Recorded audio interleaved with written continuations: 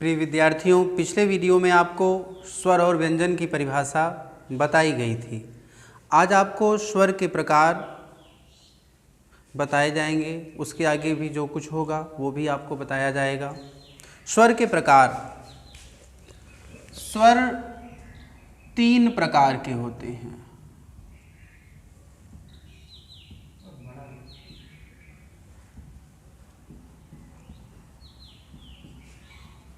स्वर 3 प्रकार के होते हैं। स्वर आपका ये 3 प्रकार हो गया।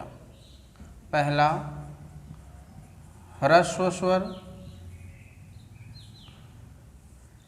दूसरा दीर्घ स्वर और तीसरा प्लुत स्वर।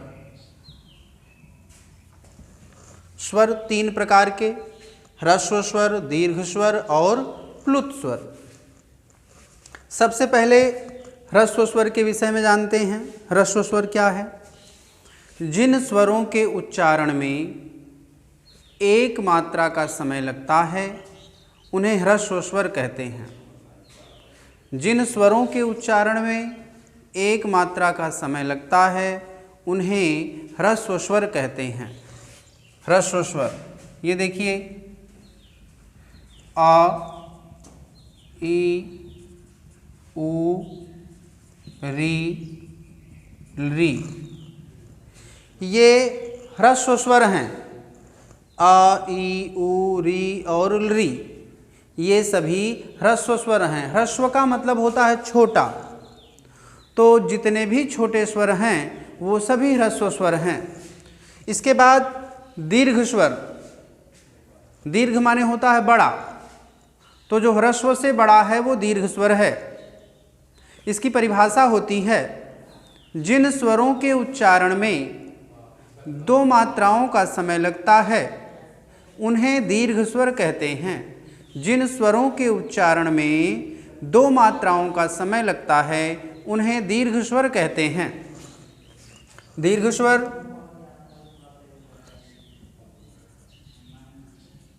आ, ई, उ, री, ए, ओ, ऐ, औ, ये सभी दीर्घ स्वर हैं। दीर्घ माने बड़ा, तो ये सभी बड़े स्वर हैं। बड़ा आ, बड़ी ई, उ, री, ए, ओ, ऐ, औ, ये सभी दीर्घ स्वर हैं। इसके बाद है प्लुत स्वर। प्लुत स्वर जिन स्वरों के उच्चारण में 3 मात्राओं का समय लगता है वे प्लुत स्वर कहलाते हैं। इन स्वरों का प्रयोग प्रायः वैदिक संस्कृत में देखने को मिलता है। इनकी यह विशेषता होती है कि जिस वर्ण में प्लुत स्वर लगा होता है उसके आगे 3 का अंक लिखा होता है। जैसे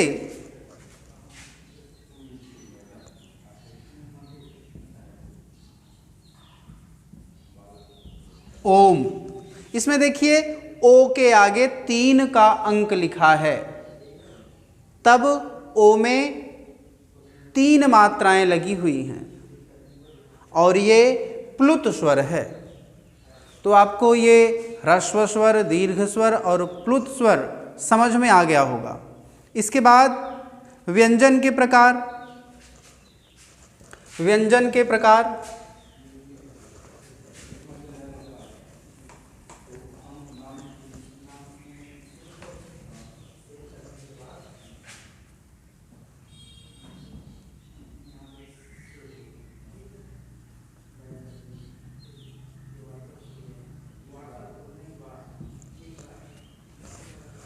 व्यंजन का जो पहला प्रकार होता है स्पर्श व्यंजन।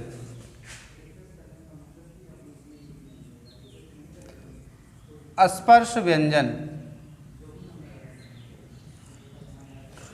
स्पर्श व्यंजन, इसमें जिह्वा उच्चारण स्थानों का स्पर्श करती है। इसकी परिभाषा होती है, जिन व्यंजनों के उच्चारण में मुख के अंदर जिह्वा द्वारा विभिन्न स्थानों का स्पर्श होता है वे स्पर्श व्यंजन कहलाते हैं। पांचों वर्ग का वर्ग, चा वर्ग, टा वर्ग, ता वर्ग और पा वर्ग, ये पांचों वर्ग में जितने भी व्यंजन हैं ये सभी स्पर्श व्यंजन हैं।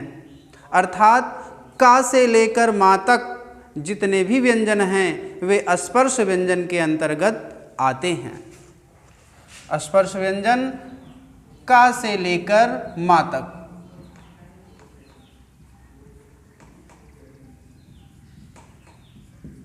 इसके बाद अंतःस्थ।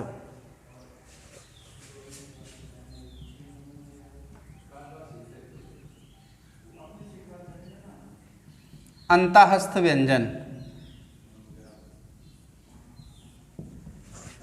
इसमें क्या है? अंतःस्थ, ये वर्ण स्वर और व्यंजन के मध्य स्थित होते हैं। इनकी संख्या 4 होती है, या, वा, रा और ला। या, वा, रा, ला, ये अंतःस्थ व्यंजन है। इसके बाद व्यंजन का अगला भेद ऊष्म व्यंजन।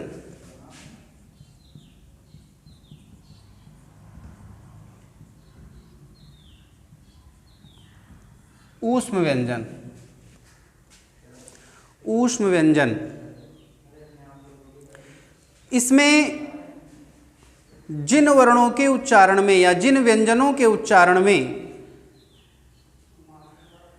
मुख के अंदर वायु की रगड़ से ऊष्मा उत्पन्न होती है, जिन व्यंजनों के उच्चारण में मुख के अंदर वायु की रगड़ से ऊष्मा उत्पन्न होती है उन्हें ऊष्म व्यंजन कहते हैं। इनकी संख्या भी 4 होती है, शा, खा, शा, हा। शा, खा, शा, खा, सा और हा, ये ऊष्म व्यंजन हैं। जब हम इनका उच्चारण करते हैं तो मुख के अंदर से वायु गर्म होकर के बाहर निकलती है। इसके बाद ऊष्म व्यंजन के बाद संयुक्त व्यंजन। संयुक्त व्यंजन,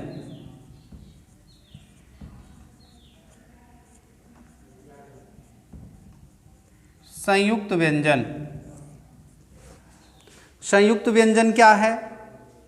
जिन वर्णों के उच्चारण में या 2 व्यंजनों के योग से बने हुए, 2 व्यंजनों के योग से बने हुए वर्ण को संयुक्त व्यंजन कहते हैं। 2 व्यंजनों के योग से बने हुए वर्ण को संयुक्त व्यंजन कहते हैं। ये निम्नलिखित हैं, आइए देखते हैं कैसे बनते हैं संयुक्त व्यंजन। का, धन, श। अब इसमें देखिए का और शा, इन दोनों व्यंजनों को मिलाकर के क्षा बन रहा है। तो ये जो बना है वर्ण ये संयुक्त व्यंजन है, क्षा। उसके बाद त और र, त और र इन दोनों व्यंजनों को मिलाकर के त्रा बन रहा है। ज और इया इन दोनों व्यंजनों को मिलाकर के ज्ञा बन रहा है। तो ये तीनों ही व्यंजन संयुक्त व्यंजन के उदाहरण हैं। आपको इतना समझ में आ गया होगा। आप लोग मन लगा करके पढ़ते रहिए। धन्यवाद।